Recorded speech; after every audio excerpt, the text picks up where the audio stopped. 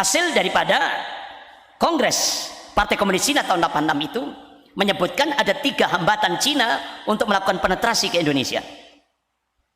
Pertama, regulasi dan doktrin anti komunis, TAP MPRS nomor 25 tahun 66, Undang-Undang nomor 27 tahun 99. Ini sudah dijebol lewat RUU HIP.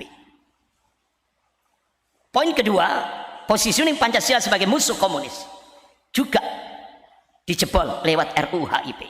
Puncaknya disahkan Undang-Undang Omnibus Law. Jebol sudah kedua-duanya.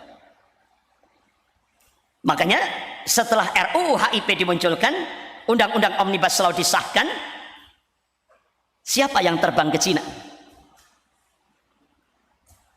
The real presiden. Ya. Artinya apa? Petinggi-petinggi Cina, petinggi-petinggi Partai Komunis Cina benar-benar sangat gembira sekali. Artinya apa? Indonesia taat sekali apa yang sudah ditetapkan oleh Cina. Kemudian poin ketiga, sikap anti komunis di kalangan umat Islam Indonesia masih kuat. Dan satu-satunya tokoh yang paling ditakuti oleh Partai Komunis Cina dan 9 naga, itu seperti yang diungkapkan oleh pakar politik dari Universitas Indonesia, yaitu Dr. Syahganda Nainggolan yang sekarang ditahan. Itu beliau menyampaikan satu-satunya yang paling ditakuti oleh Partai Komunis Cina dan 9 naga adalah Habib Rizik Syihab. Makanya beliau target untuk dibunuh. Upaya pembunuhan terhadap beliau itu sudah 11 kali. Terakhir pakai sniper. Kemudian beliau hijrah ke Mekah Al-Mukarramah. Jadi makanya strategi ketiga ini, Presiden Cina memerintahkan kepada Indonesia untuk menghadapi Habib Rizik Syihab ini. Perintah Presiden Cina pakai hard power, kekuatan kekerasan. Itu perintah Presiden Cina Xi Jinping, bukan rahasia lagi. Sudah banyak orang, Pak, sudah banyak tokoh-tokoh yang tahu itu. Kemudian strategi kedua untuk poin ketiga ini, yaitu pakai strategi divide et impera, adu domba antar ormas-ormas Islam, adu domba antara sesama Muslim dengan biaya 20 triliun, DP-nya 1,5 triliun, dan itu sudah diterima. Bahkan termasuk pembuatan film My Flag, ya kan, yang ditokoi oleh Gus Muafik, itu juga masuk dalam proyek 20 triliun. Kemudian strategi yang ketiga untuk menghadapi poin ketiga ini, yaitu pakai strategi penguasaan media mainstream di Indonesia yang hampir 90% dikuasai oleh 9 naga. Makanya jangan kaget ketika media mainstream sudah dikuasai oleh 9 naga ini, digunakan untuk menggerakkan gerakan Islamofobia, yaitu kebencian terhadap Islam dan kaum muslimin dengan stigma Islam radikal. Jadi stigma Islam radikal itu hanya hantu yang sengaja diciptakan untuk menempatkan umat Islam menjadi musuh nomor 1 di Indonesia. Jadi seperti itu. Makanya musuh Indonesia itu bukan separatis, musuh Indonesia itu bukan koruptor, ya, musuh Indonesia itu bukan yang lain-lain. Jadi musuh Indonesia atas perintah Cina adalah Islam dan kaum muslimin. Itu. Makanya kita bisa melihat sekarang ini. Saya masih ingat apa yang diucapkan oleh Presiden Soekarno. Presiden Soekarno itu pernah memberikan dalam pidato, dia mengatakan, kalau kami dulu menghadapi penjajah, kalau kalian nanti akan menghadapi bangsamu sendiri, yaitu mereka yang menjadi antek, asing dan asing, pengkhianat-pengkhianat bangsa. Itu Presiden Soekarno. Dan ternyata apa yang diucapkan oleh beliau menjadi sebuah kenyataan di Indonesia sekarang.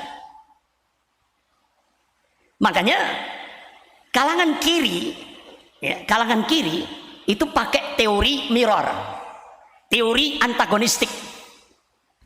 Jadi kalau dia ngomong Contoh, ya.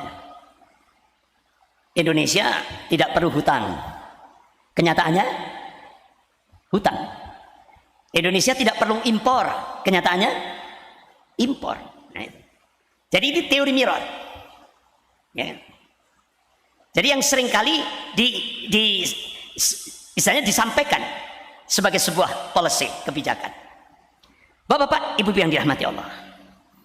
Bahkan sampai ketika Luhut pulang dari Cina, Luhut memberikan statement di media, komunisme berhasil menekan kemiskinan di Cina. Komunisme bisa menyatukan Cina. Itu kan logikanya, komunisme itu berarti bisa dipraktekkan di Indonesia. Itu logikanya seperti itu. Ya. Akhirnya siapa yang berani mengungkap siapa Luhut? Yaitu Profesor Salim Said, guru besar ilmu politik dan militer Universitas Indonesia. Jadi kata Profesor Salim Said, ini pamannya Luhut, ini tokoh PKI. Makanya kenapa dia begitu all out masalah ini? Itu diungkap oleh Prof. Salim Said, guru besar ilmu politik dan militer Universitas Indonesia. Bapak-bapak, ibu-ibu yang dirahmati Allah. Tahun 80, Pak Budiarjo itu pernah menulis apa itu komunis. Jadi dia menulis nilai-nilai yang terkandung dalam ideologi komunis. Yang pertama, monoisme. Artinya ideologi komunis itu menolak strata, golongan-golongan dalam satu masyarakat. Makanya ada istilah sama rata, sama rasa.